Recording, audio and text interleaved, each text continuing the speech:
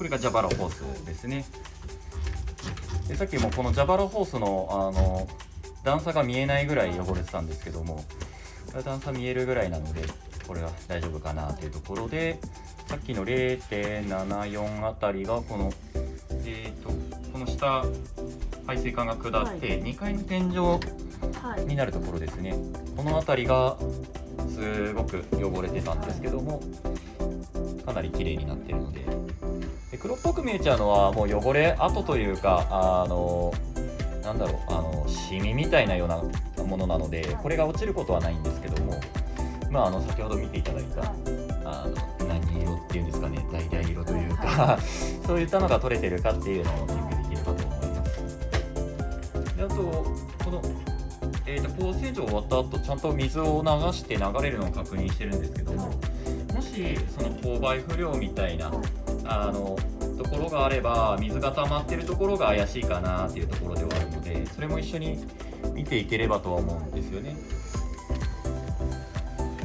特に今は水は溜まってなさそうです。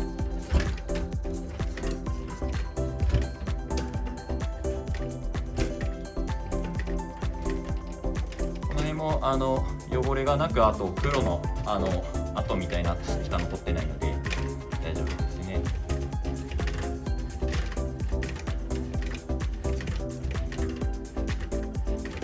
特に今見た感じだと水が溜まってるところはないので、排水管の構造的にはかなりいい状態ですね。でここでちょっと溜まっちゃってるかなっていうところではありますけども、その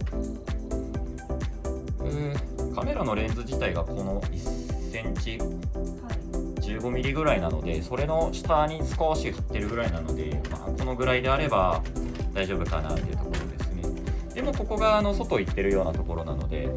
外は、最初高圧洗浄かけたので、あと汚れがいっちゃってるので、また最後高圧洗浄かけとくので、ここまで見れとけば大丈夫かなっていうところですね。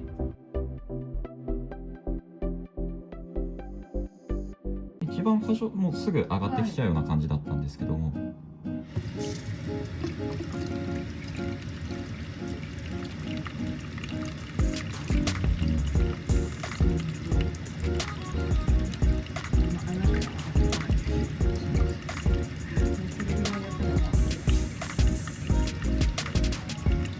このご自宅多分結構水量がいいので、大体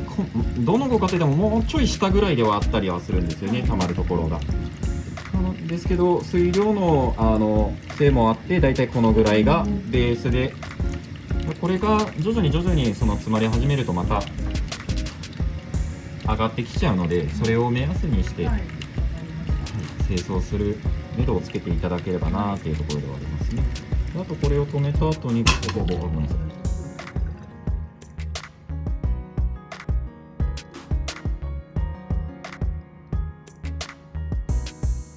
ならないですね。大丈夫です。それを見ました。なるうちのって思って。